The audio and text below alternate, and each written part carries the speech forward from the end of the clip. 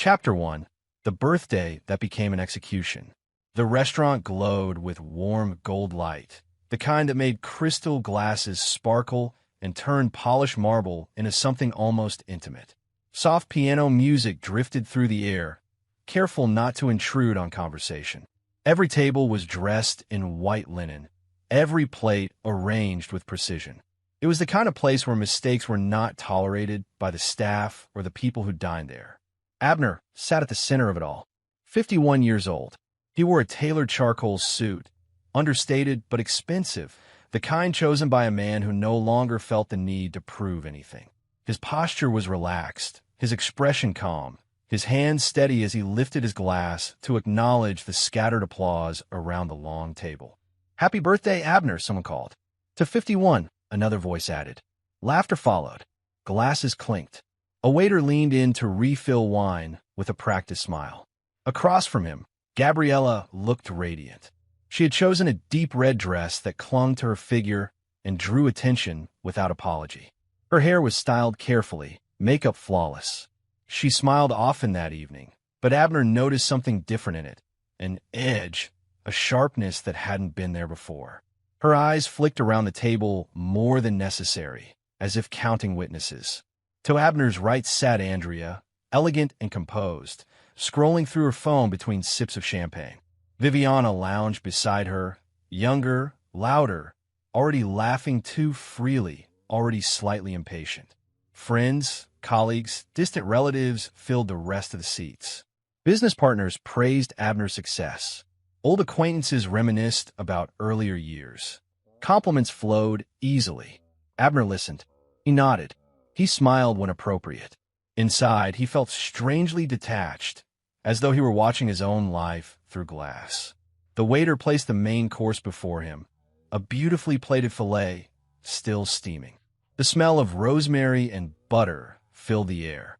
Abner picked up his knife and fork, cutting slowly, deliberately. The sound of silverware against porcelain was crisp, controlled. Then Gabriella stood. Her chair scraped softly against the floor, but the sound carried. Conversations faltered. Several heads turned. She lifted her glass, not in celebration, but as if asking for attention. Abner noticed the silence before anyone else did. "May I have a moment?" Gabriella said, her voice smooth, practiced. A few people chuckled, assuming this was a toast. Someone whispered, "Oh, how sweet." Abner did not look up from his plate.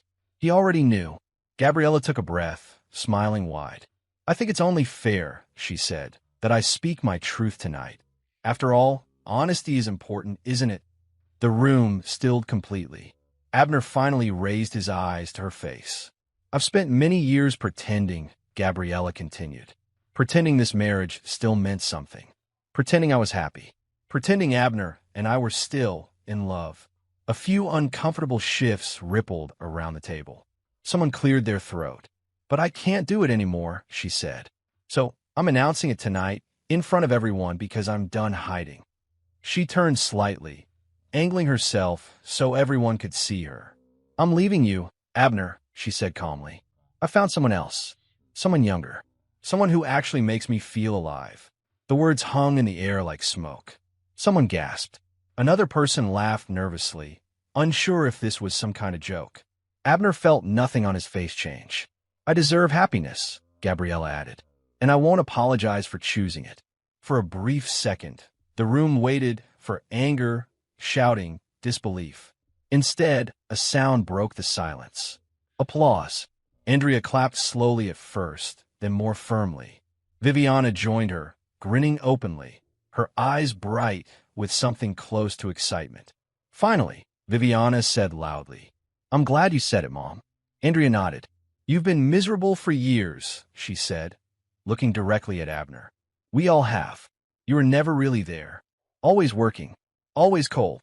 "That's true," Viviana added. "You think money makes up for everything. It doesn't." Murmurs spread through the guests.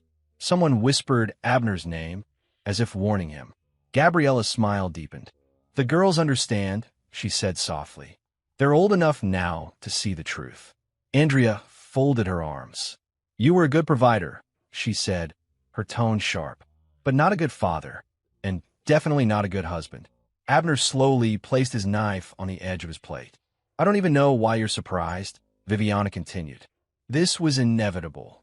Abner reached for his wine glass, took a small sip, and set it down again. The movement was unhurried, almost ceremonial. Finally, he set his fork beside the knife. The faint metallic click echoed louder than the applause had. He dabbed his mouth with his napkin, folded it neatly, and placed it beside the plate. Only then did he look up. His voice, when he spoke, was calm, steady, almost gentle. "Be happy, Gabriella," he said. "Truly." She blinked, clearly expecting more. He turned his gaze to Andrea and Viviana. "And you too, girls. Be happy." Andrea scoffed. "Don't patronize us." Abner nodded slowly. "Before I leave," he continued, "there's something you should know. Something I believe deserves to be said publicly." A few guests leaned forward without realizing it. Abner straightened his jacket, his movements precise. "Andrea, Viviana, I am not your biological father." The words struck like a dropped glass. "What?" Andrea said. Viviana laughed once, sharply. "That's not funny.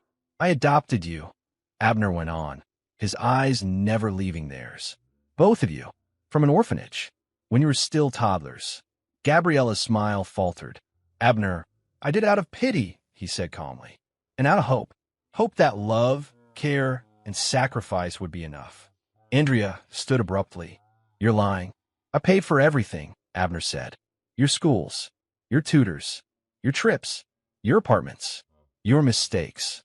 Viviana's face flushed red. "You don't get to say that." "And tonight," Abner continued, "I've realized something important." The room was silent enough to hear the piano stop playing. "My pity ends today." A gasp rippled through the table. Abner pushed his chair back and stood.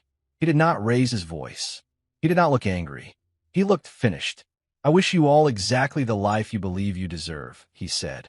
He turned, adjusted his jacket one last time, and walked away from the table. No one followed. No one spoke.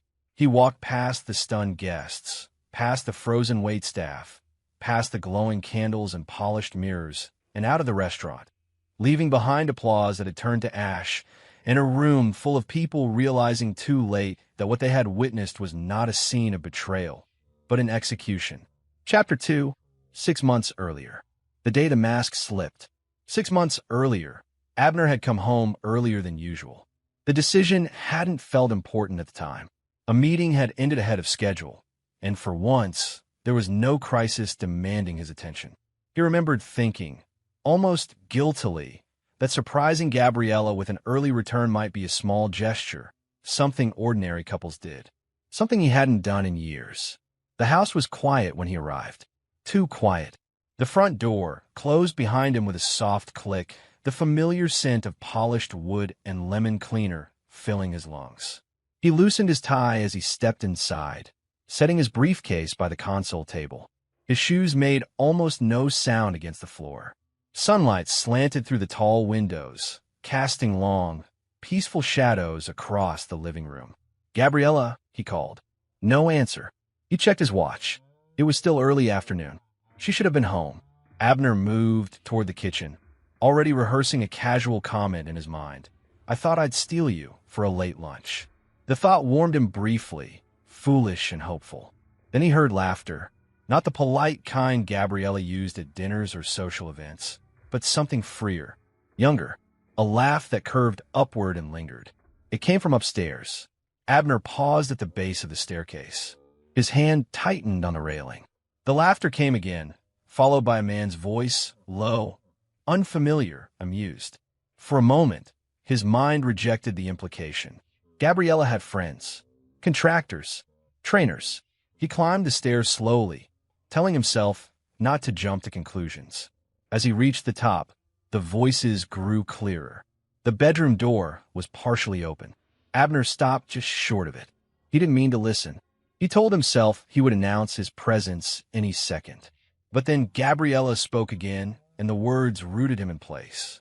"You should have seen him this morning," she said, laughing. "Suit pressed, tie perfect, like a loyal little employee heading off to earn my money." The man laughed. "Your husband sounds devoted." "Oh, please," Gabriella scoffed. "He's an idiot. Predictable. He'd never suspect a thing. Abner's chest tightened. His breath went shallow. He leaned slightly toward the door, his shadow barely touching the frame.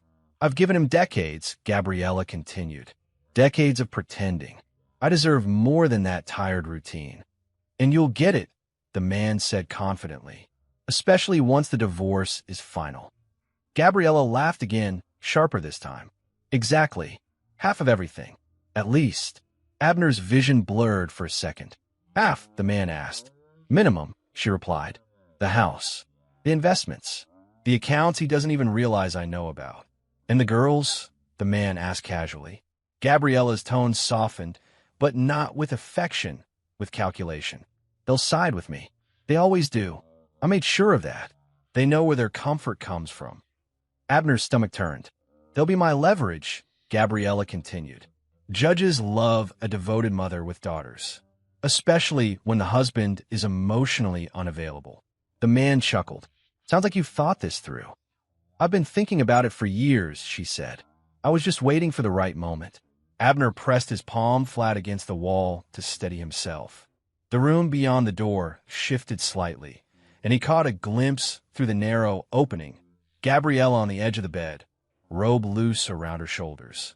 A man younger than Abner sat beside her, relaxed, confident, utterly at home. Something cold slid down Abner's spine. You're not worried he'll fight back? The man asked. Gabriella shrugged. Fight? He won't. He hates confrontation.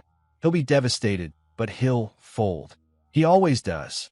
Abner felt a sharp, sudden ache behind his eyes, not from tears, but from the violence of the realization. You're sure the money's secure? The man pressed. Gabriella smiled. Abner's careful, but he trusts me. That's his weakness. He thinks loyalty is permanent. Abner's fingers curled slowly into a fist. And after? The man asked. Gabriella leaned closer to him. After I'm free. No more pretending. No more dull dinners. No more obligations. Her voice dropped to a whisper. Just us. And the life I should have had all along. Abner stepped back silently. The floor did not creak. The house did not betray him. He retreated down the stairs as if he were walking through water, every movement deliberate, controlled. When he reached the living room, he stood there for several seconds, breathing carefully, making sure his face was composed. His heart was pounding, but his mind felt strangely clear. He picked up his briefcase, opened it, then closed it again, realizing he had nothing to do there. Slowly, he walked back to the front door and stepped outside. The afternoon sun fell harsh on his skin. Abner stood on the front steps, staring at the quiet street, at the trimmed hedges and parked cars. The world looked unchanged, normal, indifferent. Inside the house, his wife laughed with another man and planned the dismantling of his life. He did not scream. He did not cry. He did not confront her. Instead, something inside him shut down. Not numbness, focus. He understood, in that moment, that what he had overheard was not a lapse, not a mistake, not even just betrayal. It was intent. It was strategy. It was contempt. Love had not simply died. It had been replaced. Abner walked to his car, opened the door, and sat behind the wheel without starting the engine. He rested his forehead briefly against the steering wheel, not in despair, but in acknowledgement. The marriage he believed in had been a performance. The family he thought he protected had already chosen sides. And the man he had been, patient, forgiving, accommodating, had been perfectly positioned to be destroyed. Abner lifted his head and stared forward. Something inside him went very still. This was no longer betrayal. This was war. Chapter 3, Choosing Silence Over Rage. Abner did not sleep that night. He lay beside Gabriella in the dark, listening to the steady rhythm of her breathing, every inhale sounding like an insult. The ceiling fan turned slowly above them, casting lazy shadows that moved across the walls like silent witnesses. She slept easily, peacefully, as if nothing in the world had changed. Everything had. Abner stared at the ceiling, his hands folded neatly over his chest. His mind replayed every word he had overheard that afternoon, every laugh, every calculated sentence, every cruel dismissal of the life he believed they had built together. Rage rose in him once, sharp and blinding, urging him to turn toward her, to shake her awake, to demand explanations. He didn't. He let the anger crest, and then he forced it down, because somewhere beneath the pain, a colder thought had formed. If I confront her now, she wins. By morning, his decision was made. At breakfast, Gabriella kissed his cheek lightly, as she always did. "You're quiet today," she said casually, pouring herself coffee. "Long day ahead," Abner replied evenly, folding his newspaper. His voice did not waver. She studied him for half a second longer than usual, then shrugged. "You work too much." He smiled faintly. "Someone has to." Andrea breezed through the kitchen moments later, already dressed for brunch with friends. Viviana followed, earbuds in, barely acknowledging him. Abner watched them without comment. Nothing had changed, and everything had. The first call he made that morning was not to confront Gabriella. It was to a private investigator. The man's name was Ross Calder, discreet, thorough, expensive. They met in a quiet cafe far from Abner's usual routines. Ross listened without interruption as Abner laid out only what was necessary. "I need proof," Abner said calmly. "Photos, videos, timelines. I don't want rumors. I want facts." Ross nodded once. "Domestic infidelity?" "Yes." "And you want this clean?" "Impeccable," Abner replied. Ross slid a card across the table. "I'll start today." Abner paid in advance and left without another word. The second call came later that afternoon. "Miguel," Abner said when the line connected. There was a pause. "You don't call me unless something's wrong." Abner stared out the window of his office. "I need to review everything." "Everything?" Miguel asked carefully. "Prenuptial agreements, trusts, assets, old documents, all of it." Silence stretched on a line. "I'll clear my schedule," Miguel finally said. "Come by tonight." That evening, Abner walked into Miguel's law office with the composure of a man discussing an investment, not the dismantling of his marriage. Files were pulled, documents reviewed, dates examined. Miguel adjusted his glasses, frowning. "You remember signing this?" he asked, tapping a yellowed folder. Abner nodded. She insisted it was pointless. Miguel's lips thinned. "It's not." For the first time in days, Abner felt something like clarity. From that moment on, he lived a double life. At home, he was unchanged, attentive enough to avoid suspicion, distant enough to be familiar. He listened to Gabriella complain about imagined slights, nodded as she talked about new plans, new interests, new clothes. He watched her grow careless. She stopped deleting messages, took calls in the open, spoke openly about starting over and deserving more. She laughed more. So did the girls. Andrea began making pointed remarks at dinner. "You wouldn't understand," she'd say, rolling her eyes. Viviana stopped pretending altogether. "You're always working anyway," she snapped one night. "Why do you even care?" Abner did not argue. He observed. He noted dates, words, tones, reactions. At night, while Gabriella slept, he reviewed reports Ross sent him, photographs taken from a distance, timestamps, confirmations. Each file was another nail, placed quietly, methodically. He felt no satisfaction, only resolve. Miguel called often. They spoke in clipped, precise language. No emotion, no speculation. "Assets can be moved," Miguel said once. Discreetly. "Do it," Abner replied. "Trusts. Review the clauses." Miguel hesitated. "You're sure you want to go this route?" Abner's answer came instantly. "Yes." At home, Gabriella mistook his silence for weakness. "He's withdrawing," she told the girls one evening, not bothering to lower her voice. "He knows it's coming." Andrea smirked. "Good."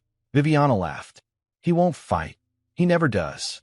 Abner sat in the next room, reading, his face unreadable. They grew bolder, more entitled, more careless, and Abner let them. Every insult went unchallenged. Every dismissal was noted. Every assumption that he was defeated hardened his resolve further. Inside, something fundamental shifted. He was no longer a husband hoping to save a marriage. He was no longer a father hoping for gratitude. He was a man preparing a reckoning. There were moments, small, treacherous ones, when memory threatened him. A laugh from years ago, a shared holiday, the image of the girls as children holding his hands. In those moments, he reminded himself of Gabriella's voice, laughing as she planned to take half his life. And the hesitation vanished. Abner did not raise his voice. He did not ask questions. He did not reveal suspicion. He waited, because he understood something now that he hadn't before. Anger was loud. Rage was sloppy. Emotion warned its enemies. Silence, on the other hand, was invisible. And when the truth finally emerged, it would not destroy them emotionally. It would destroy them legally and publicly, exactly as planned. Chapter 4, Evidence, Contracts, and Forgotten Clauses.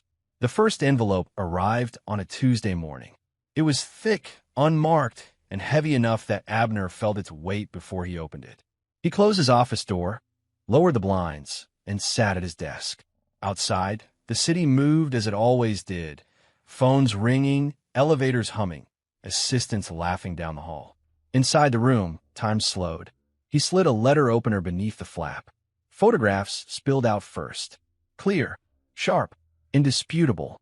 Gabriella stepping out of a hotel elevator, her head tilted back in laughter. Gabriella's hand on a younger man's arm, fingers curled with familiarity. Gabriella entering their home in the middle of a weekday afternoon, keys already in hand, as if she owned the world. Dates were stamped neatly in the corners. Times, locations. Aber didn't flinch. He sorted the photos into stacks, aligning the edges with methodical care. There was no tremor in his hands. The man in the pictures looked like a stranger to him now, confident, careless, entirely unaware of the storm forming. His phone vibrated. Package 1, Ross Calder said quietly when Abner answered. There's more. How solid? Abner asked. Court solid, Ross replied. Video, audio, hotel records, witness corroboration. If she denies it, she'll look insane. Abner closed his eyes for a brief moment, not in pain, but in acknowledgement. Send everything, he said. Chronological. Clean. You'll have it by Friday. When the line went dead, Abner leaned back in his chair and stared at the ceiling. Not once did he ask why. That question belonged to a man who still hoped for explanations. He was past that now. Friday came quickly. The second delivery was digital, a secure drive, neatly labeled. Abner sat with headphones on, watching footage that stripped the last illusions from his marriage. Gabriella's voice filled his ears, lighter than he had ever heard it with him. Her laughter came easily, her affection unguarded. He removed the headphones and locked the drive in his desk. That evening, he went to Miguel's office. The law firm occupied the top floor of an older building, all dark wooden glass, designed to impress clients and intimidate opponents. Miguel was already waiting, files spread across the conference table, sleeves rolled up. You were right, Miguel said without preamble. She forgot. Abner took a seat. About. Miguel slid a yellow document toward him. This. The prenuptial agreement lay between them, its pages aged but intact, signatures bold and unmistakable. She laughed when I asked her to sign it, Abner said quietly. Called it pessimistic. Miguel nodded. 26 years ago. Different laws, different assumptions, but it holds. He tapped a specific paragraph. Infidelity clause. Absolute. No ambiguity. If she violates it, she forfeits claims to marital assets. Abner read the lines carefully, even though he already knew them by heart. No spousal support, he asked. None, Miguel confirmed. No property division. No exceptions. Abner exhaled slowly. Miguel leaned back. Most people forget these things exist. They think time erases ink. She thought loyalty was permanent, Abner said. So did I. Miguel's voice softened slightly. Do you want to proceed? Abner met his gaze. Yes. Miguel nodded once, then reached for another folder. There's more. He opened it to reveal neatly organized documents, trust agreements, financial summaries, clauses highlighted in yellow. The girls' trust funds, Miguel said. You set them up when Andrea was 18. Viviana at 16. Generous amounts. Abner remembered signing those papers. The pride. The certainty that he was securing their futures. Miguel turned the page. You also included conduct clauses. Abner frowned slightly. I did. Miguel slid the page closer. Right here. Gross disrespect, public humiliation, or demonstrable ingratitude toward the grantor. Abner stared at the words. I didn't even remember that, he said. Most people don't, Miguel replied. You insisted on it at the time. Said appreciation mattered more than blood. Abner's jaw tightened. And these clauses allow, he asked, suspension, review, revocation, Miguel said carefully. At your discretion. Silence filled the room. Outside, the city lights flickered on one by one. Abner leaned back, folding his hands. For a fleeting moment, images rose uninvited. Andrea as a child, tugging at his sleeve. Viviana asleep on his shoulder during long drives. Birthdays, graduations. Then other images replaced them, applause in a restaurant. Cold words. Smirks. What I need to do? Abner asked. Miguel didn't hesitate. Document behavior. Public statements. Patterns. Let them speak for themselves. Abner nodded. They already are. At home, nothing changed on the surface. Gabriella hummed as she moved through the kitchen. Phone pressed to her ear, voice low and intimate. She no longer bothered to hide it. Soon, she said one night, smiling to herself. Everything will be different. Andrea began browsing luxury apartments openly. I'll need something close to the city, she said casually at dinner. I can't commute forever. Viviana laughed. Don't worry. Dad will pay. Abner cut his food and said nothing. Each word was a gift now. Each careless assumption, another piece of evidence. Ross continued sending updates. Miguel compiled them. Timelines formed. Patterns solidified. What had once felt overwhelming began to feel precise. Inevitable. One evening, as Abner reviewed the latest file, he realized something that surprised him. He felt no anger. The fury that should have consumed him had burned itself out early, leaving behind something colder and far more effective. This was not about punishment. It was about alignment, bringing reality back into balance. He closed the folder and locked it away. Across town, Gabriella slept easily, convinced she was winning. Andrea planned trips she hadn't paid for. Viviana joked about futures she hadn't earned. None of them sensed the tightening. None of them noticed the walls closing in. Because while they believed themselves untouchable, every legal thread was already drawn tight around them, quietly, meticulously, and without mercy. Chapter 5. Letting them hang themselves. The changes Abner made were invisible to anyone who didn't know where to look. That was the point. On paper, nothing shifted overnight. The house still belonged to them. The cars remained in the driveway. The accounts looked full. Gabriella continued spending freely, confident, careless, convinced the future had already bent in her favor. Behind the scenes, everything moved. Abner sat in Miguel's office late one evening, the city dark beyond the windows, reviewing documents that would have bored most people into surrender. He read every line anyway. This transfer places the property under corporate ownership, Miguel said, tapping the page. You're the sole director. And she? Abner asked. No longer has access, Miguel replied. Not legally, not quietly. She won't notice until she needs it. Abner signed. Another page slid forward. These accounts are being restructured, Miguel continued. Operational funds remain visible. Long-term assets are insulated. Abner signed again. Miguel watched him carefully. You're aware that once this starts, there's no going back. Abner didn't look up. I'm counting on it. At home, Gabriella noticed none of it. She stood in front of the mirror one morning, adjusting her earrings. I'm thinking of redecorating, she said casually. Something more modern. Abner folded his newspaper. If that's what you want. She smiled, satisfied. I knew you'd agree. Andrea began treating the house like a hotel. She came and went without explanation, left dishes untouched, spoke to Abner only when she wanted something.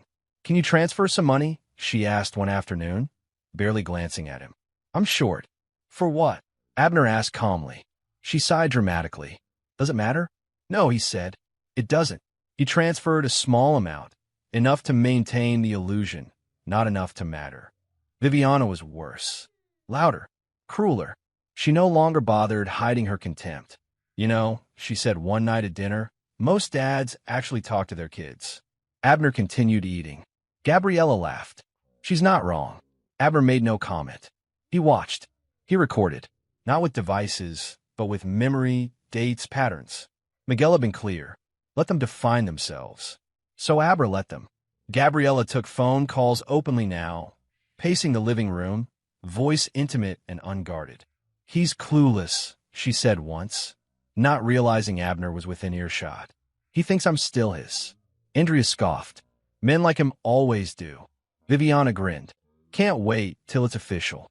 Abner sat in his study that night, door closed, typing notes into a secure file. Dates, words, tone, context. It felt strange at first, cataloging the behavior of people he had once loved. But the discomfort faded quickly, replaced by something precise and controlled. Weeks passed. The entitlement grew. Andrea began talking about inheritance openly. Once everything's settled, she said over brunch, I'm thinking Europe. Maybe Paris. Gabriella nodded approvingly. You deserve it. Viviana smirked. We all do. Abner watched steam rise from his coffee. You've planned far ahead, he said mildly. Gabriella waved a dismissive hand. Why wouldn't we? Things are changing. Yes, Abner agreed. They are. The arrogance sharpened into cruelty.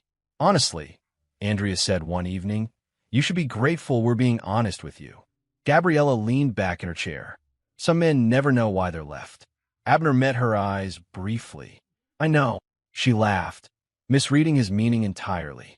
Behind closed doors, Abner worked with Miguel and Ross. Keep letting them talk, Ross advised during one call. They're getting sloppy. They think it's over, Abner replied. They think they've won. That's when people show who they are, Ross said. Miguel was more surgical. Public behavior matters, he said. Witnesses matter. Abner considered that for a long moment.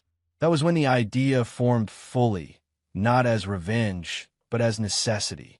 A stage, a setting where no one could later claim misunderstanding. No private accusations. No whispered versions. Just truth, spoken aloud, in front of people who would remember every word. His birthday approached quietly. 51. Gabriella brought it up first. We should do something, she said one afternoon. A proper dinner. Invite people. Andrea nodded enthusiastically. Yes, something nice. Viviana smirked. Make it memorable. Abner looked up from his tablet. If that's what you want. Gabriella smiled, pleased. I'll handle the guest list. Of course, Abner said. He let her choose the restaurant. Expensive, elegant, public. He let her invite friends, colleagues, acquaintances, people whose opinions mattered. He let the girls talk about outfits and speeches and attention. Behind the scenes, Abner adjusted details with care. Witnesses confirmed. Timelines aligned. Documentation ready. This was not about spectacle. It was about exposure. At dinner one night, Gabriella raised her glass. To new beginnings, she said lightly. Andrea clinked her glass. To freedom. Viviana laughed. To finally being honest. Abner lifted his glass last. To clarity, he said. They didn't notice the weight behind the word. In the days leading up to the celebration, Gabriella grew radiant, energized by anticipation. She practiced smiles in the mirror. She rehearsed phrases under her breath. Andrea joked openly about what she'd say when it's time. Viviana filmed herself for social media, already framing the narrative in her head. Abner observed it all with quiet detachment. The house felt like a theater before opening night. Costumes prepared, lines memorized, egos inflated. None of them realized they were not the audience. They were the performance. And Abner, silent and patient, had already chosen where the lights would fall, when the curtain would rise, and how the truth would step forward, unaltered, undeniable, and witnessed by everyone who mattered. The birthday celebration was no longer a party. It was a stage. Chapter 6, the night after the applause. Abner did not look back when the restaurant doors closed behind him. The night air was cool, sharp against his face, carrying the distant hum of traffic and the muted clatter of the city moving on without pause. He walked a full block before slowing, his steps measured, his breathing even.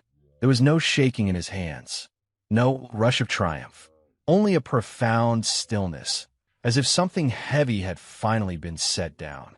He hailed a car and gave the driver the name of a hotel he rarely used, discreet, expensive, anonymous. "Rough night?" the driver asked, glancing at him in the mirror. "Eventful," Abner replied. The hotel lobby was quiet, perfumed faintly with citrus and polished stone. A receptionist greeted him with professional warmth. "I need a room," Abner said. "No calls. No visitors." The woman nodded without question. "Of course, sir." When the door closed behind him upstairs, Abner loosened his tie and sat on the edge of the bed. He didn't turn on the television. He didn't pace. He took out his phone, set it face down on the nightstand, and let the silence settle. Minutes passed. Then the phone vibrated. Once. Twice. Again. Abner did not touch it. Across the city, the restaurant was still buzzing with confusion. Gabriella stood frozen for several seconds after Abner left, her smile slowly collapsing as the murmurs began. Someone whispered her name. Another guest avoided her eyes entirely. What the hell was that? Viviana snapped, pushing back her chair. Andrea's face had gone pale. "He didn't mean that," she said, though her voice lacked conviction. Gabriella forced a laugh. "He's being dramatic," she said. "He'll cool off." But her hands were trembling. By the time they reached the parking lot, the messages had already started. "Gabriella, very mature, Abner. You embarrassed yourself." No reply. "Viviana, you think this is funny?" Nothing. Andrea tried calling. Straight to voicemail. "Why isn't he answering?" Andrea asked sharply. "He's bluffing," Gabriella insisted. "He always does this. He'll come crawling back." They went home to a house that felt suddenly too large, too quiet. Gabriella paced the living room, heels clicking sharply against the floor. "I'm not worried," she said aloud, as if convincing herself. "He needs us." She sent another message. "Gabriella, we need to talk. Now." The phone remained dark. Hours passed. The tone of the messages changed. "Andrea, Dad, please answer. People are talking." "Viviana, this isn't funny anymore." Still nothing. At midnight, Gabriella poured herself a drink with an unsteady hand. "He's probably sulking in some cheap motel," she said. At the hotel, Abner slept. He woke just before dawn, rested, clear-headed. He showered, dressed, and sat at the small desk by the window. Only then did he turn his phone over. 37 missed calls. He did not return any of them. At precisely 8:30, Gabriella's phone rang. She answered on the second ring. Finally, "This is your bank," the voice said calmly. "We're calling to inform you that several of your accounts have been temporarily restricted pending review." "What?" Gabriella straightened. "That's impossible." "I'm sorry, ma'am. The restriction is effective immediately." The line went dead. She stared at her phone, then laughed sharply. "There's been a mistake," she said to the empty room. She opened her banking app. The balances were still visible. Relief flooded her. Then she tried to transfer funds. Transaction denied. Her smile vanished. Andrea emerged from her room, phone in hand. "Mom," she said slowly, "my card didn't work." "That's ridiculous," Gabriella snapped. "Try again." "I did." Viviana stormed in moments later. "Mine too. It says declined." Gabriella's fingers moved faster now, dialing numbers, opening apps, checking accounts she hadn't looked at in years. Each attempt ended the same way: denied, restricted, unavailable. Her phone buzzed again. An email. Subject: legal notice, immediate effect. Her breath caught as she opened it. Across the city, Abner sat calmly as his own phone chimed. Confirmations, acknowledgments, receipts. Miguel's messages were brief, precise. Notices delivered. Account secured. Proceeding as discussed. Gabriella sank onto the couch. "This doesn't make sense," Andrea said, her voice rising. "He can't do this." Another email arrived. Then another, each one colder than the last. A courier knocked at the door. Viviana answered, irritation already on her face. "What?" "Delivery for Gabriella," the man said. The envelope was thick. Gabriella's hands shook as she tore it open. Inside were documents, formal, unmistakable. Legal language leapt off the page. "Infidelity clause," she whispered. Andrea leaned over her shoulder. "What does that mean?" Gabriella's heart pounded as she read. No spousal support. No property division. No exceptions. Her phone rang again. This time, it was her credit card company. "I'm at the store," Viviana shouted from the hallway. "They're saying my card is invalid." Gabriella couldn't hear her anymore. The room felt distant, unreal. Andrea's phone buzzed. She read the message, then looked up slowly. "Mom, my trust account. It says under review." "What?" Gabriella snapped. "That's impossible. He set those up for you." Another envelope slid from the stack onto the floor. Trust documentation. Highlighted clauses. Words like disrespect and ingratitude stared back at her. Gabriella's breath came in short gasps. "This isn't happening," she said. He wouldn't dare. But the evidence said otherwise. Hotel footage followed, still images printed in high resolution. Dates, times, locations. Andrea covered her mouth. Viviana went silent. Gabriella's phone slipped from her fingers and hit the floor with a dull thud. Somewhere deep inside, a truth finally surfaced, cold, undeniable, irreversible. This had never been a bluff. This had been a plan, and she had walked straight into it. By the time the sun rose fully over the city, Gabriella understood what the applause had cost her. She had not humiliated Abner. She had handed him everything, and it was already far too late. Chapter 7. The Younger Man Who Was Never Hers. Marco found Abner 3 days later. He didn't announce himself. He didn't ask politely. He simply appeared at the edge of Abner's afternoon, stepping into the lobby of Abner's office building with the confidence of a man who believed he still had leverage. He was younger than Abner by more than a decade, well-groomed, sharply dressed, the kind of man who practiced charm the way others practiced a skill. His smile was easy. His eyes were not.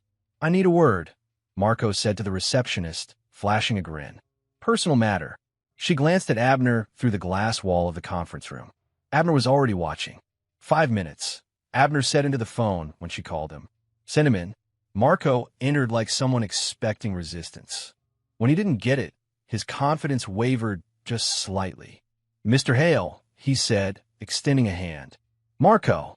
Abner didn't take it. "Sit," Abner said, gesturing to the chair opposite him. Marco hesitated, then sat, crossing one leg over the other. "This doesn't have to be hostile," he said lightly. "I think we can come to an understanding." Abner folded his hands on the table. "You already have one," he said. "You just don't like it." Marco's smile tightened. "Gabriella's upset," he said. "Things have gotten complicated." "They tend to," Abner replied. Marco leaned forward. "Look, whatever she told you, I don't need what she told me," Abner said calmly. "I have what she did." Marco's jaw clenched. "She's going through a lot. You freezing accounts, dragging her through legal hell." Abner raised a hand. Marco stopped mid-sentence. "You didn't come here to defend her," Abner said. "You came because you're confused." Marco scoffed. "Confused about what?" "About why the future you imagined just evaporated." Silence stretched between them. Abner reached into a folder on the table and slid a single sheet across to Marco. "What's this?" Marco asked. "Your pattern," Abner said. Marco glanced down. His eyes flicked once, then twice. The color drained from his face. Dates, names, cities, women, older, affluent, recently divorced, or in the process of it. Short timelines, predictable outcomes. "You've done this before," Abner continued evenly. 5 times in the last 8 years. Same arc, same exit. Marco pushed the paper back. "You don't know what you're talking about." Abner slid another page forward. Then another. Hotel records. Expense patterns. Messages sanitized, legal, undeniable. Marco swallowed. "You attach yourself to women with access," Abner said. "You accelerate intimacy. You promise escape. And when the money stalls, or dries up, you disappear." Marco laughed once, sharply. "You hired someone to dig into my life." "Yes." "That's insane." "No," Abner said. "It's thorough." Marco leaned back, crossing his arms now. "So what? You think you're exposing me?" "Gabriella and I." Abner interrupted him gently.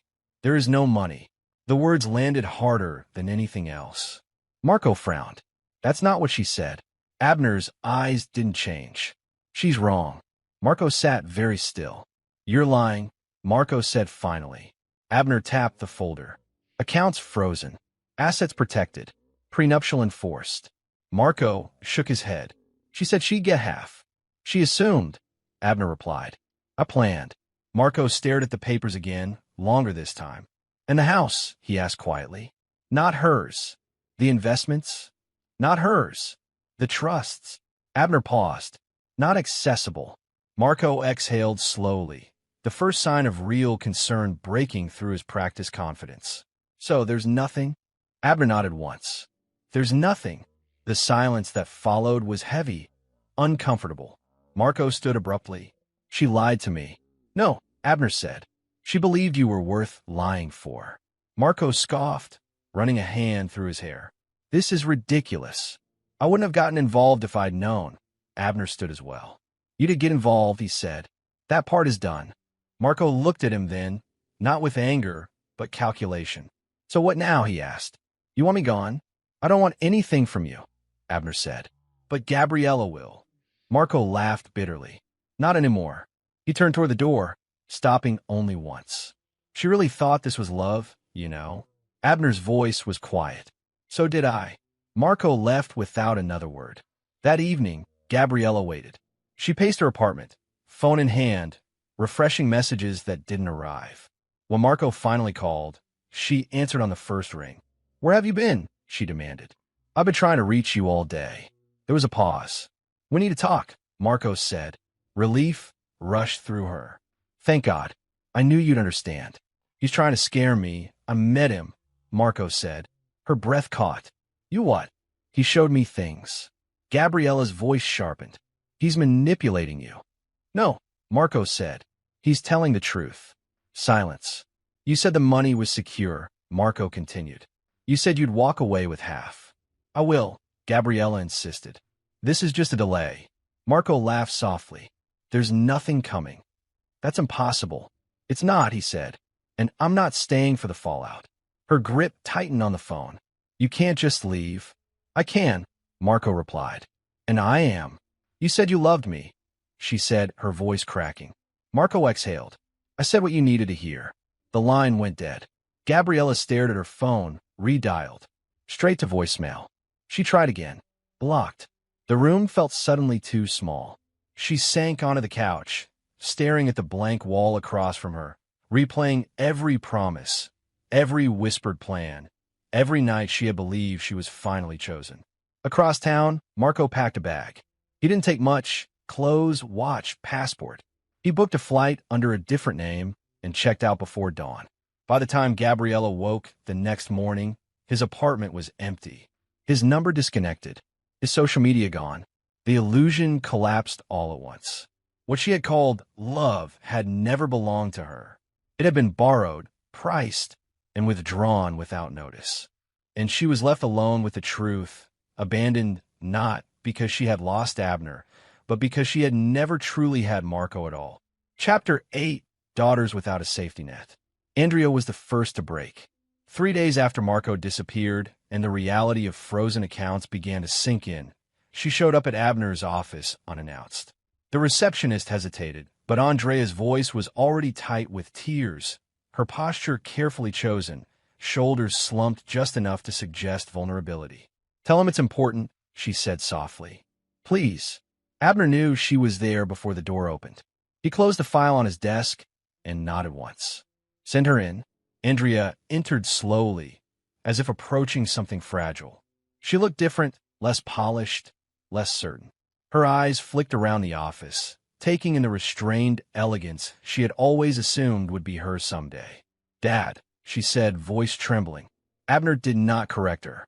She sat across from him, hands clasped tightly in her lap. For a moment, she simply stared at the floor. I don't understand why you're doing this, she said finally. We're your daughters. Abner folded his hands. You're adults. Her eyes snapped up. That's not fair. Andrea leaned forward. We were hurt. That night, you embarrassed us.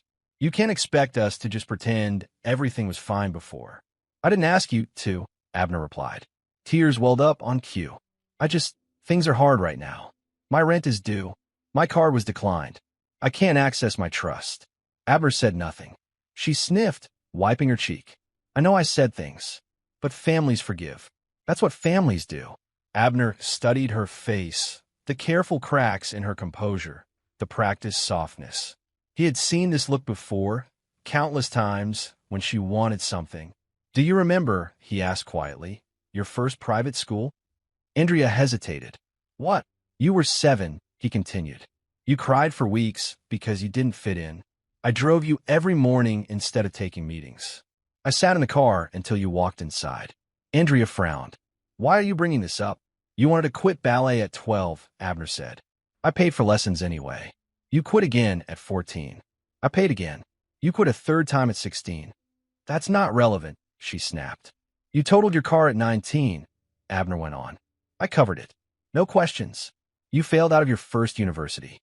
I paid for the second." Andrea's face flushed. "You're throwing money in my face." "No," Abner said evenly. "I'm listing facts." She stood abruptly. "So what? You think because you paid for things, you own us?" Abner looked up at her. "I think gratitude matters." Her voice sharpened. "Gratitude for what?" "You weren't even around half the time." "I was always there when it mattered," he said. Andrea laughed bitterly. "You were there with money, not with warmth."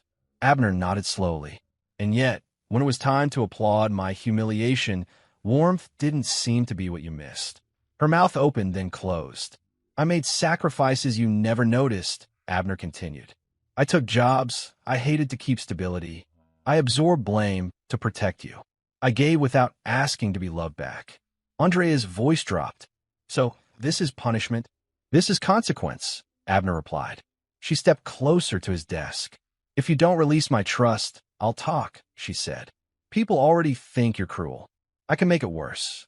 Abner's expression did not change. "You're free to say whatever you want," he said. "It won't change the documents."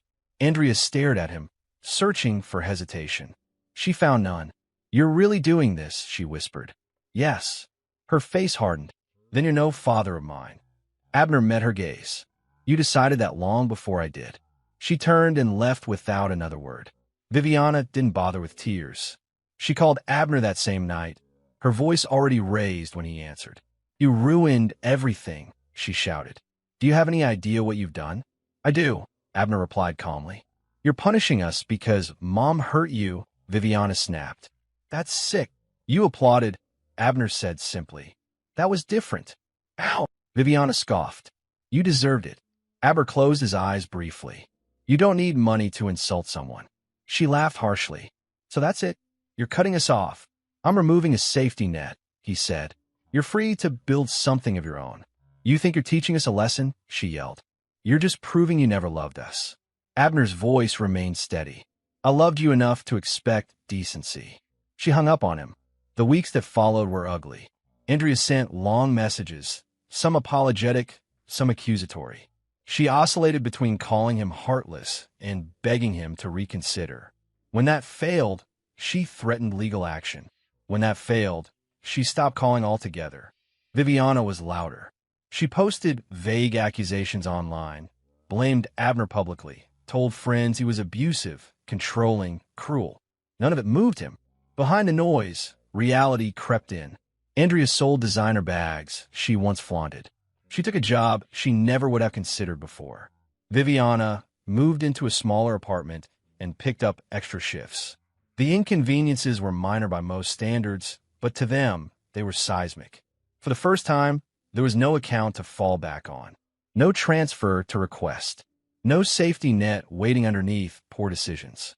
Abner did not intervene. One afternoon, Andrea requested one last meeting. They sat across from each other in a quiet cafe. She looked tired now, older. "I don't recognize you anymore," she said softly. Abner stirred his coffee. "You never tried to." She swallowed. "I thought you'd always be there." "I was," he said, "until you decided I didn't matter." Tears filled her eyes again, real this time. "Can't we start over?" Abner shook his head slowly. "You don't start over by pretending the past didn't happen." Andrea looked away. When she left, Abner remained seated, watching the door close behind her. There was no triumph in his chest, no satisfaction, only certainty. For the first time in their lives, Andrea and Viviana stood on their own. no wealth cushioning their falls, no man quietly fixing what they broke. And for the first time, Abner understood that love without boundaries had never protected them. It had only delayed the moment when they would have to face the world as it was, without a safety net. Chapter 9, Lies, Headlines, and the Courtroom Reckoning. Gabriella's fury spread faster than Abner could have anticipated. Within days of his birthday revelation, she took to social media, posting carefully curated statements that painted herself as the victim. Abner abandoned me emotionally, she wrote. He humiliated me in front of everyone. I'm finally free, but at what cost? Andrea shared her mother's post with captions like, "Finally speaking the truth," and "Dad never understood us anyway." Viviana joined in, adding dramatic commentary about betrayal, neglect, and unfair treatment. Screenshots and videos from the birthday dinner circulated, edited to suggest Abner's calmness was arrogance or cruelty. Abner watched it all from his study, hands folded. He did not comment. He did not respond. He let the storm rage, unchecked. He understood exactly what silence could do. It forced others to reveal their own inconsistencies. The first crack came when Gabriella gave a live interview to a local television station. She paced in designer heels, perfectly coiffed, carefully manipulating the camera angle. "I've been emotionally abandoned for years," she said, voice trembling slightly. "My husband, my daughters, they turned their backs on me. I trusted them. I gave my life, and this is how I am repaid." The words were rehearsed, but the truth was hiding in the details. She repeated herself, contradicted herself, and unintentionally exposed moments of her own manipulation. Abner watched, quiet, noting every misstep, every pause, every unconvincing smile. Meanwhile, Marco's brief reappearance changed everything. A reporter tracked him down, curious about his involvement. Marco, with nothing to gain, spoke candidly. "I was with Gabriella for money. That's the truth. There was no love. I was never in it for anything else. Anyone who thinks otherwise is mistaken." Gabriella's carefully built narrative crumbled overnight. Andrea and Viviana were stunned. Their support, once unflinching, wavered as more articles quoted Marco's words. Abner decided the moment had arrived. The press conference was held at a downtown law firm, glass walls reflecting the bright morning sun. Reporters, camera crews, and journalists crowded the room, pens ready, microphones raised. Abner stood behind a podium, immaculate in a tailored suit. His calm presence drew immediate attention. His measured gaze held the room in place. "Good morning," he said, voice steady. "I will address the recent claims made by my wife and daughters." There were murmurs, clicks of cameras, scribbles of pens. He raised a hand. "Everything they have said publicly has been misleading, fabricated, and in some cases, outright false." He gestured to a screen behind him. A slideshow flickered to life. Photographs, video stills, dates, locations. "Here," he continued, pointing, "is evidence of my wife's affair. Hotel records, photographs, audio recordings. Each item verified and documented." Gasps rippled through the room. Reporters whispered to one another, checking their screens. Abner clicked again. Legal documents appeared. The 26-year-old prenuptial agreement highlighted clauses spelling out consequences for infidelity, accompanied by notarized signatures. According to the prenuptial agreement my wife signed 26 years ago, infidelity results in forfeiture of claims to marital assets. She is fully aware of this clause, and yet she chose to disregard it. Next came a series of financial charts, frozen accounts, trust fund clauses, and detailed documentation of transfers into corporate ownership. "These are not attempts to punish my family," Abner said. "They are legal safeguards. Every decision was made to ensure fairness, clarity, and protection of what is legally mine, and there's only under the conditions of respect and integrity." Questions came rapidly from the press. "Why did you wait so long to respond?" one reporter asked. Abner's calm eyes met the questioners. "Because truth is most powerful when it is not rushed. Lies unravel on their own." Another shouted, "Aren't you concerned about public opinion?" "Public opinion," he said evenly, "follows facts, not emotion. By the end of the hour, social media had erupted in a new direction. Headlines shifted. Abner's evidence exposes wife's infidelity. Marco confirms affair was financially motivated. Prenup enforced, trust frozen. The narrative swung violently in Abner's favor. Gabriella, Andrea, and Viviana were now on the defensive. But Abner did not stop at public opinion. He had already instructed Miguel to file all evidence in court, ensuring every document, photograph, recording, and timeline would be formally recognized. The courtroom was austere, cold, and intimidating, but Abner faced it with the same calm he had maintained for months. Gabriella sat across from him, eyes wide, clearly hoping to manipulate the judge with charm and tears. Andrea and Viviana whispered to each other, occasionally glancing at Abner with a mixture of fear and disbelief. Miguel presented the case with precision. "Your Honor," he began, "the evidence of infidelity is clear. The prenuptial agreement was signed willingly 26 years ago. Trust funds contain enforceable clauses concerning respect and ingratitude. Accounts and assets were transferred legally to ensure proper protection. There is no basis for claims to marital assets, nor any grounds for reversing the established trust conditions." Gabriella attempted to interrupt, but the judge, a seasoned woman with decades on the bench, raised a hand. "Ms. Lombardi, please sit. The court will review the evidence." Hours passed as the documents, testimony, and photographic evidence were methodically examined. Each contradiction Gabriella and the girls presented was met with precise counter-evidence. Every attempt to frame Abner as cruel was undermined by indisputable proof. Records of financial support, legal clarity, and consistent documentation of the daughter's behavior. Finally, the judge spoke. Her voice was measured, deliberate. Having reviewed the prenuptial agreement, all financial records, and trust documents, this court finds in favor of Mr. Abner Hale. The prenuptial agreement is valid and enforceable. Ms. Lombardi shall receive no portion of marital assets. Spousal support is denied. Trust fund distributions remain suspended as per the original clauses. This case is closed. Gabriella's face fell. Andrea gasped. Viviana pressed a hand to her mouth. The courtroom seemed to shrink around them as the weight of reality pressed in. Abner sat back in his chair, expression unreadable. Relief was present, but was not loud. There was no gloating. There was no triumph in shouting. There was only the quiet satisfaction of truth finally being recognized and justice upheld. Outside, reporters swarmed, cameras flashing. Questions flew like arrows. Abner answered a few, always calm, always factual. Social media exploded again. Every claim Gabriella had made was now countered by incontrovertible evidence. Public opinion had shifted completely, from sympathy for her to recognition of Abner's careful, calculated justice. The narrative was clear. Gabriella and her daughters were no longer the victims. Their entitlement and deception were laid bare for all to see. Abner left the courtroom that day not with anger, but with clarity. The battle had been long and carefully orchestrated, and it had concluded exactly as planned. The law, the facts, and the public had sided with him. Gabriella left the building, pale, silent, and alone.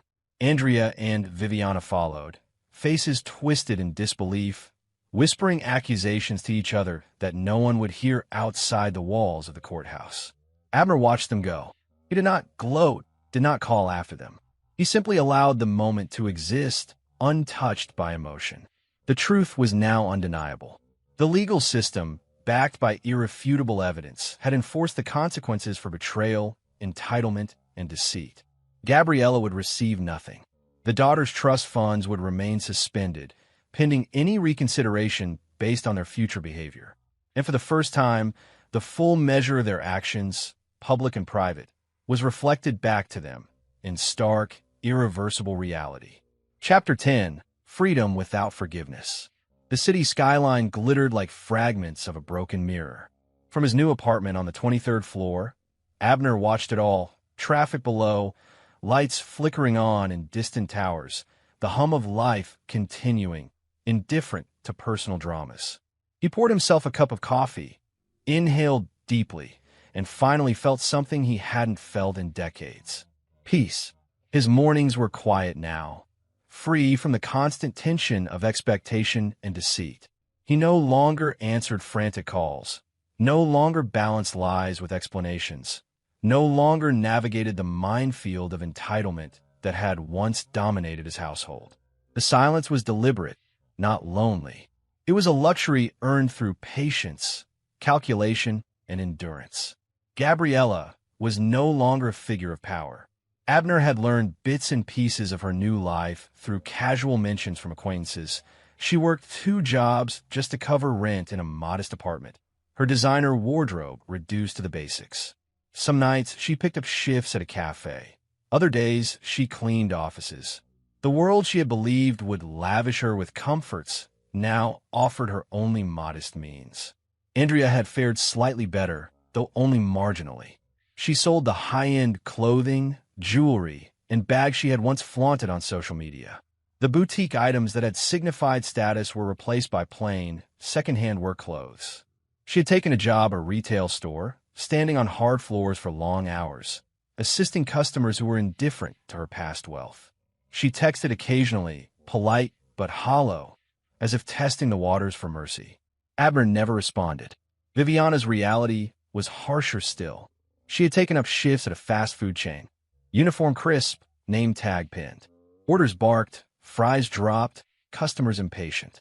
She complained often, and the world refused to adjust for her. Her entitlement collided head-on with the truth of labor and responsibility, and she struggled daily to reconcile the illusion she had always lived with the demands of reality. All 3 had learned the hardest lesson.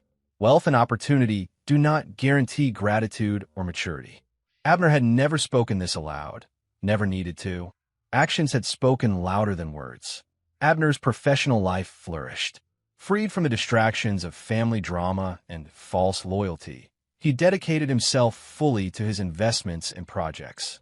Deals that had once required endless negotiation now progressed smoothly. Clients respected him not just for his acumen, but for the calm certainty he carried, the kind that comes only from surviving betrayal and emerging stronger. One crisp morning, he toured a new apartment, a modern space filled with light, where he could see the horizon stretch endlessly. It was larger than necessary, elegant yet simple, a reflection of a life uncluttered by deception. As he signed the papers, he felt no thrill of triumph over his ex-wife or daughters. Instead, he felt something more enduring, the restoration of order, dignity, and self-respect. He remembered the night of his 51st birthday, the applause that had cut across the room, the shock etched into Gabriella's face. It had seemed cruel to outsiders, but he understood then, and still understood now, that it was not cruelty. It had been the unveiling of truth. Masks had been destroyed. Lies had been confronted in full light, and for that, no apology or reconciliation was necessary. A message arrived one evening, brief and hesitant, from Andrea. "Dad, hope you're well." He read it, folded his hands, and did not reply. Gratitude was not a transaction. Forgiveness was not owed. She could choose her path. He had chosen his. On weekends, Abner visited art galleries, walked through the city parks, and took quiet dinners in restaurants where no one knew his past. The freedom was profound, not only because he could act without interference, but because he could live without expectation, without needing validation from those who had once claimed intimacy with him. One afternoon, Viviana passed by his office building, briefly caught in the reflection of his glass windows. She paused, perhaps to see if he would notice, perhaps to measure the distance she had traveled from the world of ease she once inhabited. He didn't. He didn't wave, didn't glance. Their worlds were separated now not by animosity, but by boundaries he had enforced, lessons she was forced to learn on her own. Gabriella attempted small reconciliatory gestures over time. Emails, letters, and occasional calls.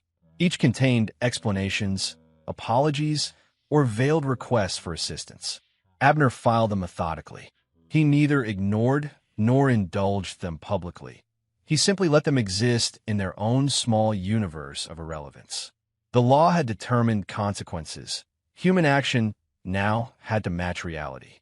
For the first time in decades, Abner slept without tension, woke without dread, and spent days free from manipulation.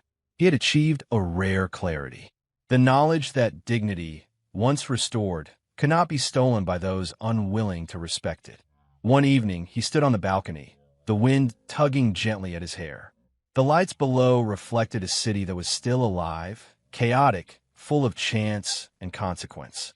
He sipped his wine slowly, listening to the distant hum of traffic, the laughter of families somewhere far below. It was a hum he no longer feared, a sound that no longer pressed against him with expectation.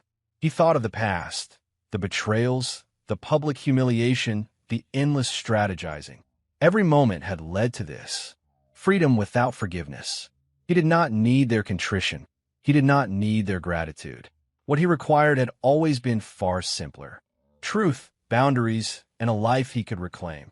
He remembered Gabriella's laughter when she believed Marco's love was genuine. He remembered Andrea and Viviana's entitlement, their smug smiles when they assumed the future was theirs by right. And he remembered the silent resolve that had replaced heartbreak with patience, anger with calculation. Abner realized then that life had restored itself in layers.